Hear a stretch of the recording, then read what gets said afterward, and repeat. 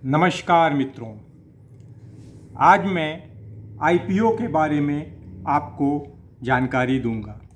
IPO को की full form होती है इनिशियल पब्लिक ऑफरिंग।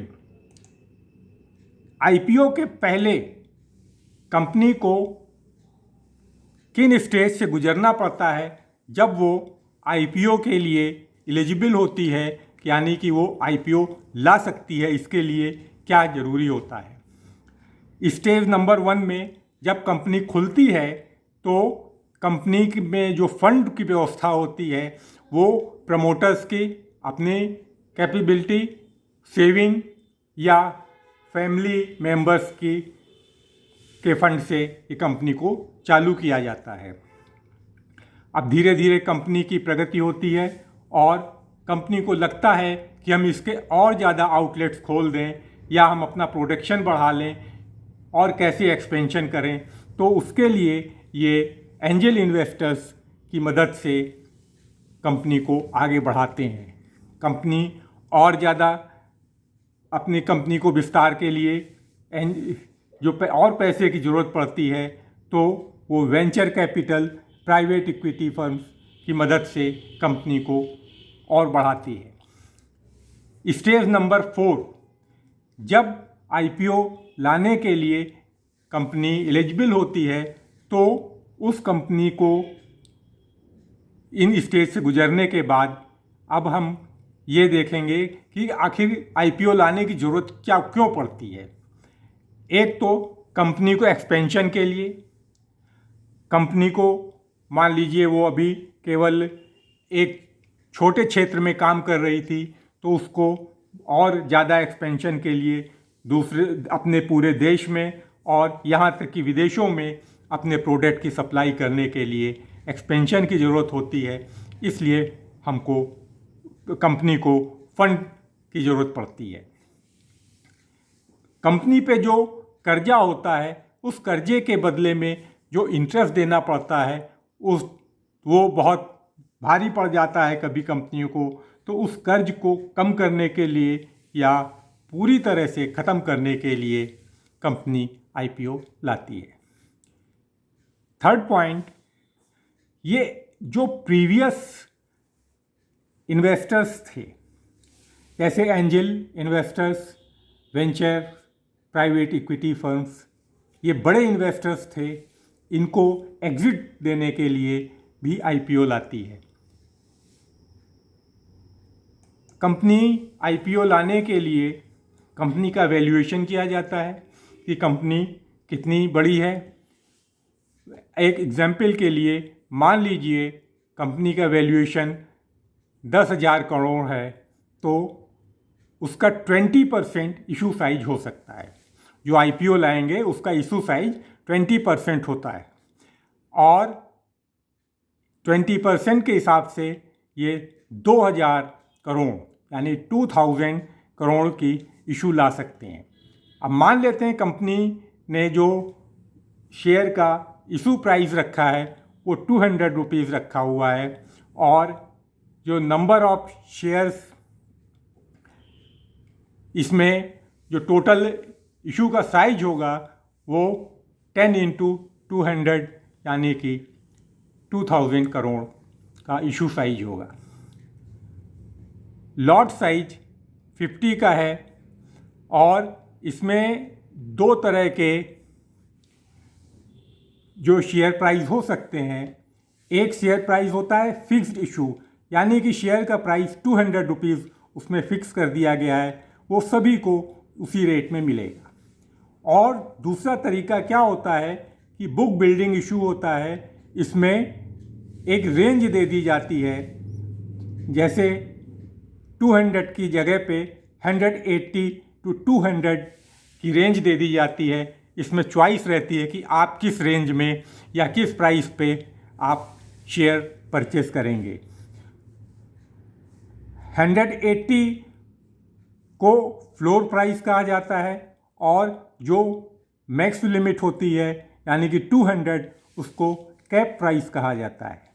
ये डिफरेंस 20% से ज़्यादा नहीं होता है। अब इशू में जैसे कोटा होता है तो इशू में भी कोटा होता है कि इसमें क्वालिफाइड इंस्टीट्यूशनल बायर्स हैं, जैसे म्यूचुअल फंड और इंश्योरेंस, ये लोग, इनके लिए 50% इशू साइज का रिजर्व रहता है।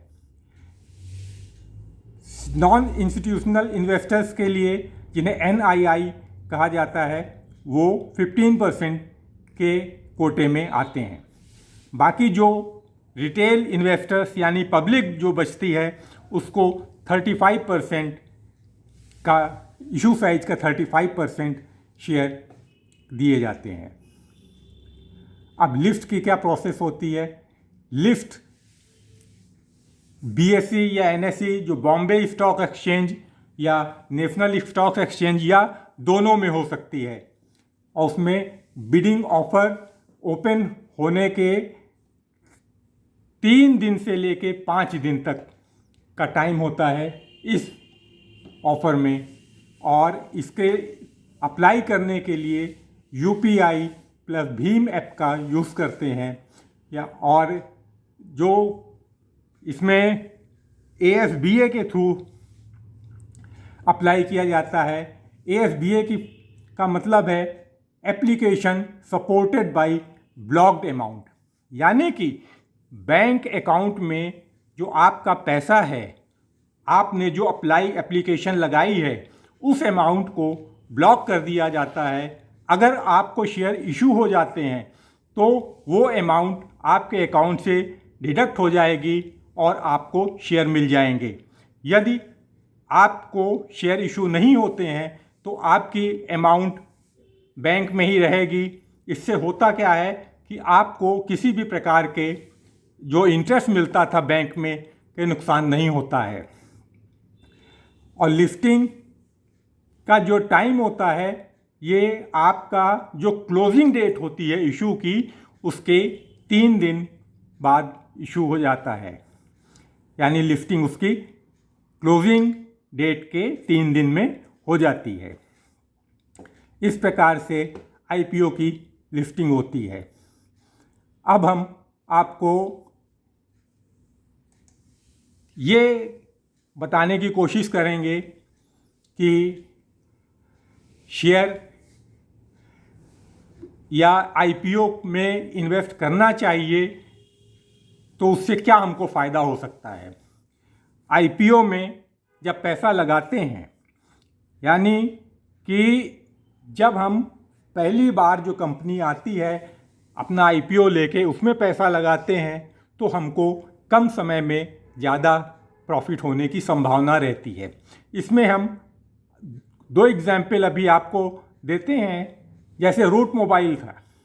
रूट मोबाइल का IPO 21 सितंबर 2020 को आया। उस टाइम उसका प्राइस जो था 350 रुपीज़ था, और यानी कि 7 दिन बाद 28/9/2020 को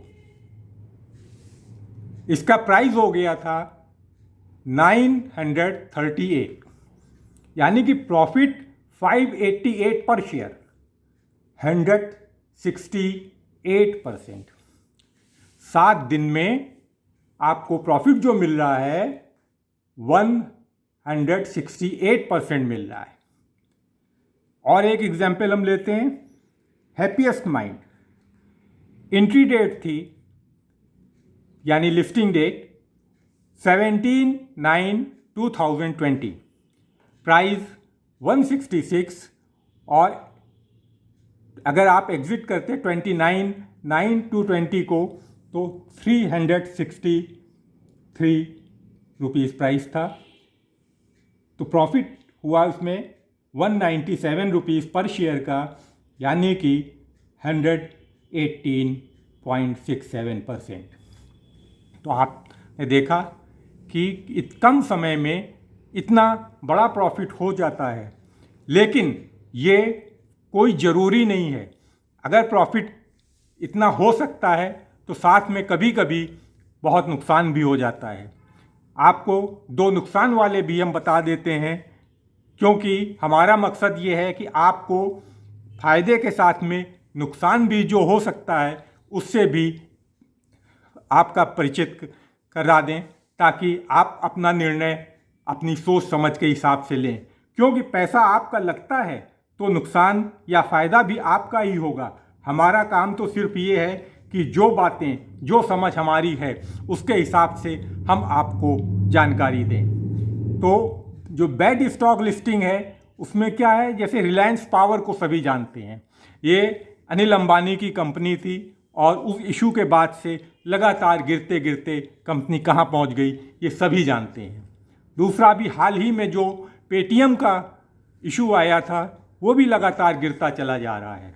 तो इस प्रकार से ऐसा नहीं है कि शेयर मार्केट में हमेशा आपको फ़ायदा ही हो। इशू प्राइस से कभी कभी डबल और इससे भी ज़्यादा फ़ायदा एक दिन एक हफ्ते में हो जाता है, लेकिन कभी कभी उल्टा भी हो जाता है। तो इसलिए दोनों पहलुओं को ध्यान में रखते हुए ही आपको इन्वेस्टमेंट करना चाहिए।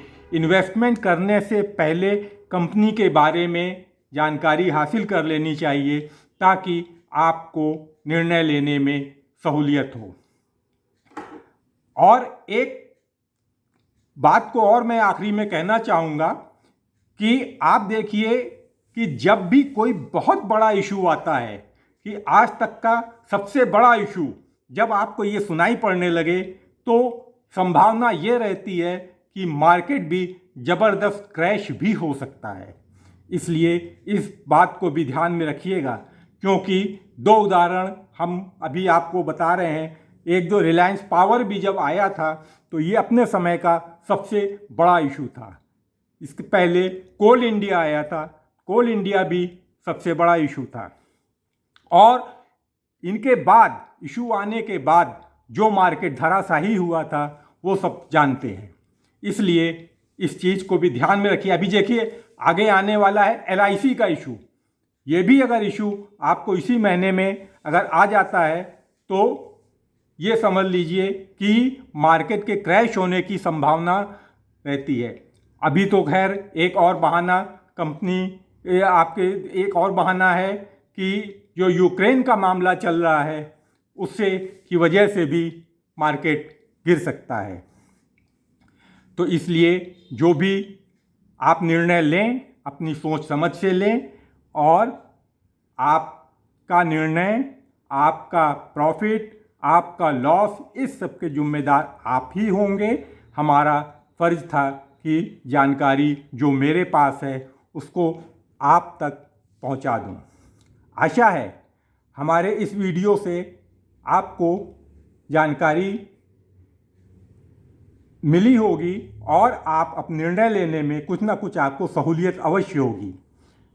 तो यदि आपको वीडियो में दी गई जानकारी अच्छी लग रही हैं तो कृपया हमारे चैनल को लाइक करें, सब्सक्राइब करें और शेयर करें।